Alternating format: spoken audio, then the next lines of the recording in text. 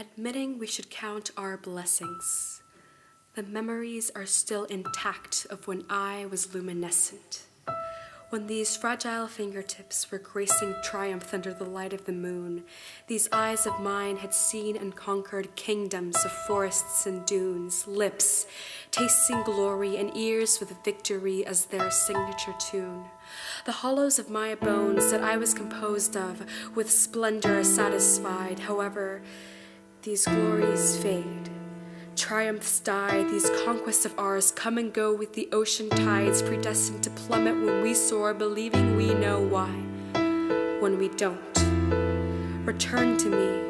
Let me go back to those seasons of luminescence. And no uncertainty exists now that I do not like it in the dark, where there is no room for freedom or open space to hide my heart. And the hardest song to sing is the song that I created, because every syllable rings with luminescence. And it is very unpleasant that the melody is stained with bright and carefree sounds. The chorus boasts of times when my feet didn't touch the ground.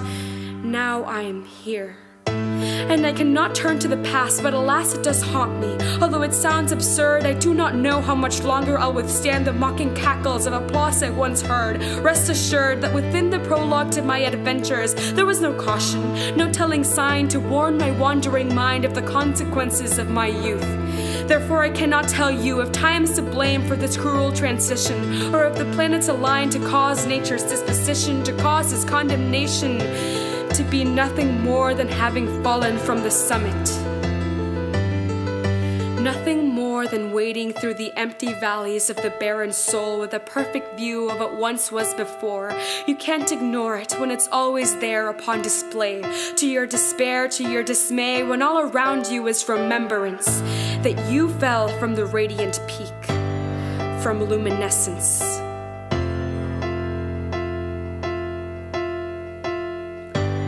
If my lungs were to ever spill out another promise or oath that I would mutter in broken stutters, or if my heart would be squeezed and one moan would escape, if my tongue would fester water from the great running stream it once was, it would be to tell you, ye weary traveler, to savor the days where the sun rays soak your skin, where the orange autumn breeze could find its way in, to dance with your hair and flower petals would uplift you with their scent. Remember the days when you're resplendent, but plant yourself strongly as to not be swayed, as to not be corrupted or left astray, because if you are consumed, catastrophe will ensue. Your body will break and bend when it can no longer fit the mold you've told your own self to fill. I sing this to you as my pride has asphyxiated me, humiliated me as I am no longer pure.